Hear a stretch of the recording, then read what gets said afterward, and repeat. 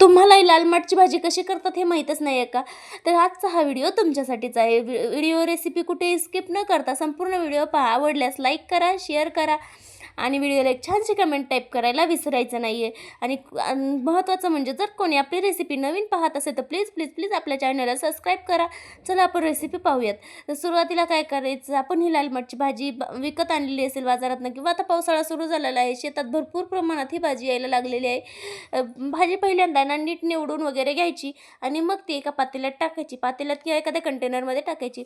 वरून पाणी घालायचं आणि भाजी छान अशी उलती-पालती करत धुवून घ्यायची. जेणेकरून त्याची माती जी आहे तर ती निघून जाईल. कारण भाजीला माती भरपूर प्रमाणात असते. पावसाळ्यामध्ये भाजी आली, पाऊस पडला की मग खालची जी माती आहे तर ती उडून भाजीवर येते. त्यामुळं भाजी पहिल्यांदा स्वच्छ अशी धुवून घ्यायची आहे. तुम्ही पाहू शकता मी कशी भाजी धुतलेली आहे. याच प्रकारे तुम्ही देखील भाजी छान अशी धुवायची आहे. आणि अशी भाजी छान धुवून झाली की ती लगेच एका चॉपिंग बोर्डवर टाकायची आहे. या चॉपिंग बोर्डची लिंक तुम्हाला पाहिजे असेल तर कमेंटमध्ये लिंक टाईप करा. मी तुम्हाला लिंक नक्की देते. आता आहे ना, या सुरीनं छान अशी ही भाजी कापून घ्यायची आहे. भाजी जास्त झाली त्यामुळे कापता येईना म्हणून मी आता अर्धी भाजी कापणार आहे. अर्धी एका साईडला काढून घेते आणि मग बाकीची कापते. आणि तुम्ही पाहू शकता छान अशी भाजी मी कापून घेतलेली आहे. भाजी जास्त बारीक कापायची नाही, जरा जाडसरच ठेवायची. कारण ही जी भाजी आहे ना, जरा जाडसरच ठेवल्यावर चांगली लागते. आणि तुम्हाला पण अशाच रेसिपीज पाहायला आवडत असतील ना, गावाकडच्या छान गावठी रेसिपीज असतात माझ्याकडे. तर बघा आपण आहे ना छान अशी ही भाजी कापून घेतलेली आहे. आता आपण भाजीला देऊयात फोडणी. फोडणी देण्यासाठी काय करायचं, सर्वात अगोदर कढई गरम करायला ठेवायची. त्यामध्ये घालायचं तेल. तेल छान गरम होऊ द्यायचं आणि मग त्यामध्ये घालायची मोहरी. मोहरी तडतडली की लगेच जिरे देखील घालायचे आणि जिरे मोहरी छान तडतडू द्यायची.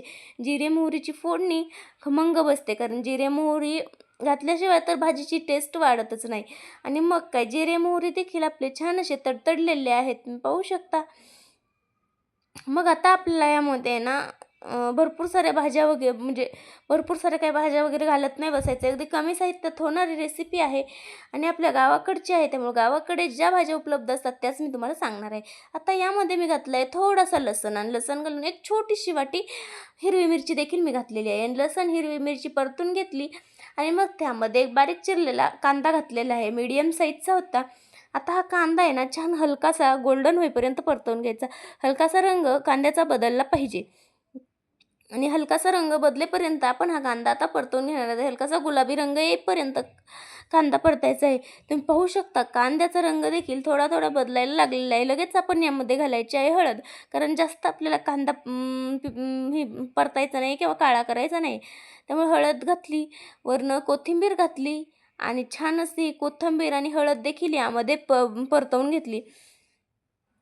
तुम्ही पाहू शकता हळद आणि कोथिंबीर मी परतवून घेतलेली आहे. तुमच्याकडे कोथिंबीर नसेल तर स्किप करा, असेल तर घाला. हळद तर प्रत्येकाच्या घरात असते, कोथिंबीर ही असते, पण बऱ्याच जणांकडे कोथिंबीर अवेलेबल नसते. आणि आता मी यामध्ये घालणार आहे घरगुती लाल मिर्च पावडर. थोडीशी घातली बरं का, फक्त अर्धा चमचा, कारण जास्त तिखट नाही करायचे. आपण ऑलरेडी तिखट घातलेलं आहे. फक्त कलरपुरती लाल मिरची पावडर घातली आहे. तिखट म्हणजे आपण यामध्ये मिरची घातलेली आहे आणि हिरव्या मिरचीतली आपण ही लाल माठची भाजी बनवणार आहोत.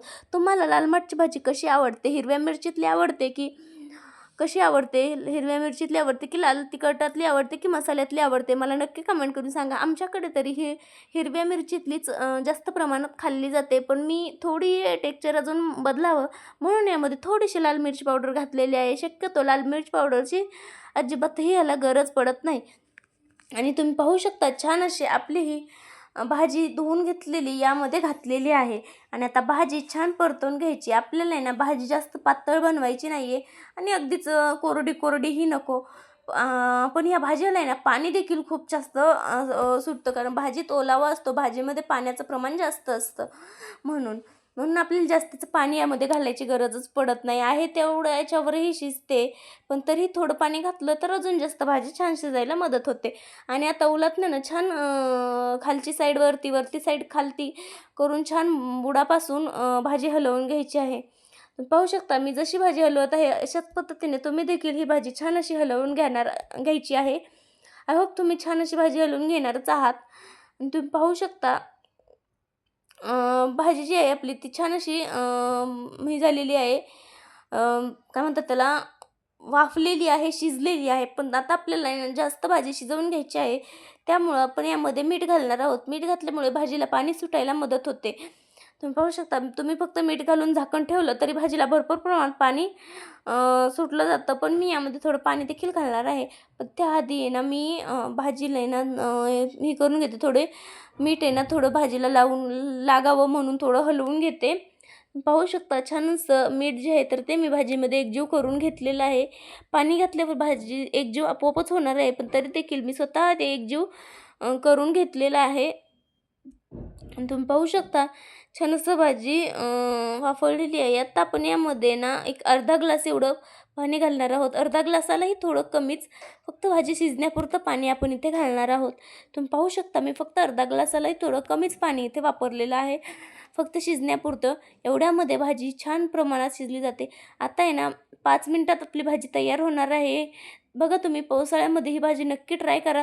कोणी कोणी ही भाजी आधी पाहिली आहे मला नक्की कमेंट करून सांगा. कोण कोण ही भाजी पहिल्यांदाच पाहत आहे त्यांनी देखील नक्की मला सांगा. आता आपण यावर ठेवायचं आहे झाकण, आणि झाकण ठेवून भाजी छान अशी 5 मिनटं शिजवून घ्यायची. 5 मिनटं झालेली आहेत आणि मी भाजीचं झाकण काढून बघितले.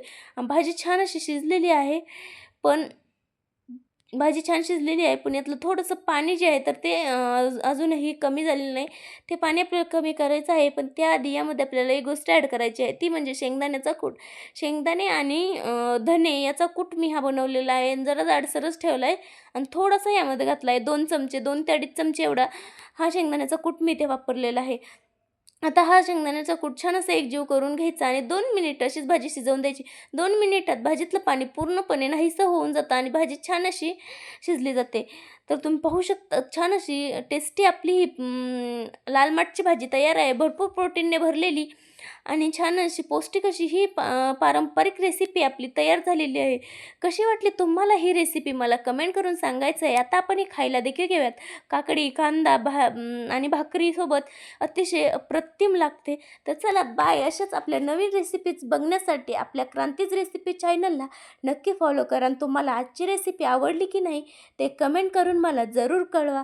आणि पुढची रेसिपी तुम्हाला नक्की कोणती पाहायला आवडेल ते देखील मला याच व्हिडिओच्या कमेंटमध्ये नक्की सांगा. चला बाय.